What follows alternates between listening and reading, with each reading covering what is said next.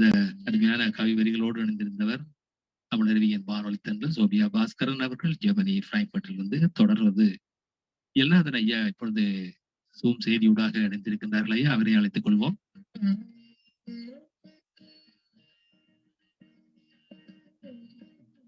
தமிழே அமுதே வருவாய் நிறைவாய் தருவாய். உலகெங்கும் உள்ள தமிழ் உறவுகளுக்கும் ஜெர்மனி தமிழறி வானொலிக்கும் நேயர்களுக்கும் கலாச்சார விழா அமைப்பாளர்களுக்கும் லண்டன் தியானபீட நிர்வாகத்திற்கும் கண்ணுறும் அன்பர்கள் உட்பட அனைவருக்கும் என் வணக்கத்தை தெரிவித்துக் கொள்கின்றேன்.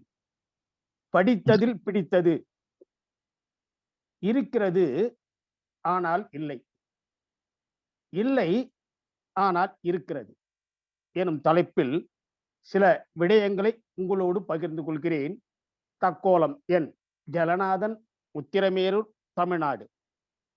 ஐம்புலன்கள் என்று சொல்லப்படுகின்ற மெய், வாய், கண், மூக்கு, செவி அனைத்தும் இருக்கிறது, வெளிப்படையாகவும் தெரிகிறது.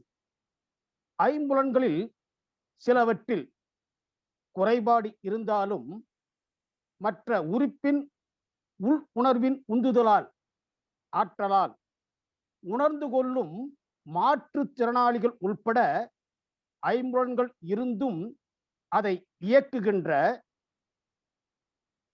உணர்த்துகின்ற அந்த ஒன்று ஒன்றவில்லை என்றால் ஐம்புலன்கள் இருந்தும் இல்லாதது போலவே ஆகிவிடும். அதாவது ஐம்புலன்களான மெய், வாய், கண், மூக்கு, செவி உள்பட செயல்பட உய்த்து உணர மனம், நெஞ்சம், கவனம் என இன்ன பிறவும் சொல்லப்படுகின்ற அந்த ஒன்று ஒன்றினால்தான் மெய் உணரும், கண் பார்க்கும், காது கேட்கும், இன்ன பிறவும் அப்படியே. மனம், நெஞ்சம் என சொல்லப்படுகின்ற அந்த ஒன்று ஒன்றவில்லை என்றால் காது கேட்கும் என்னவென்று உணராது, கண் பார்க்கும் என்னவென்று உணராது, மற்ற உறுப்புகளும் அப்படியே. உதாரணமாக, ஏதோ ஒரு கவனத்தில் மனம் ஒன்றாமல் நாம் நம் வீடுள்ள தெரு வழியாக செல்வோம். ஆனால் நாம் நம் வீட்டை கடந்து சென்று பின் கவனம் திரும்ப மீண்டும் வீட்டுக்கு வருவோம். நமக்கு முன்னால் சில தகவல்களை சொல்வார்கள். நம்மை பார்த்து, நான் சொல்றது காதுல விழல, கவனம் எங்க இருக்கிறது என்று சொல்லும் போது கவனத்தோடு காது கொடுத்து நாம் கேட்க முடிகிறது. இப்படித்தான் மற்ற புலன்களும். எனவே ஐம்புலன்களோடு மனம், நெஞ்சம் என சொல்லப்படுகின்ற அந்த ஒன்று ஒன்றினால்தான் செயல்படுகிறது. ஒன்றவில்லை என்றால் ஐம்புலன்கள் பேருக்கு செயல்படும், சரியானபடி செயல்படாது.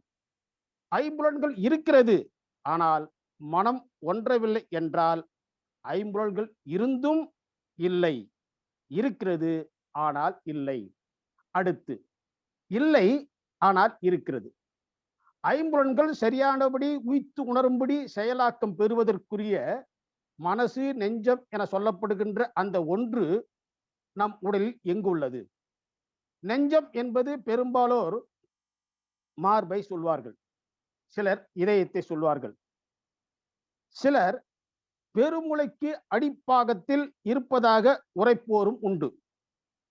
பல உடற்கூறு ஆய்வாளர்களையும் உளவியல் அறிஞர்களையும் வினவிய போது நம் உடலில் உறுப்பாக, உருவமாக மனசு, நெஞ்சம், எண்ணம் என்பது இல்லை என்றார்கள்.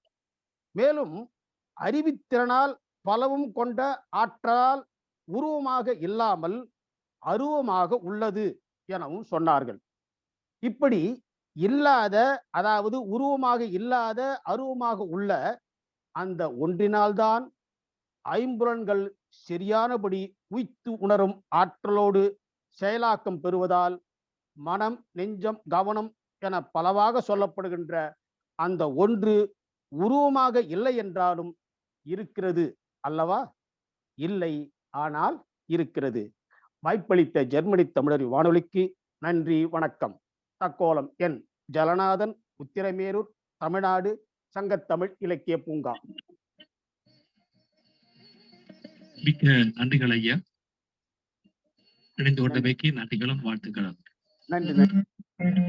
நீங்கள் கேட்டுக்கொண்டிருப்பது தமிழருவி வானொலியின் காலை கதம்பம். விசேடமாக இன்றைய தினம் லண்டனில் இருந்து இயங்கும் தியான பீடத்தின் அரசன்னையோடு இணைந்து வானொலி வந்து கொண்டிருக்கிறது.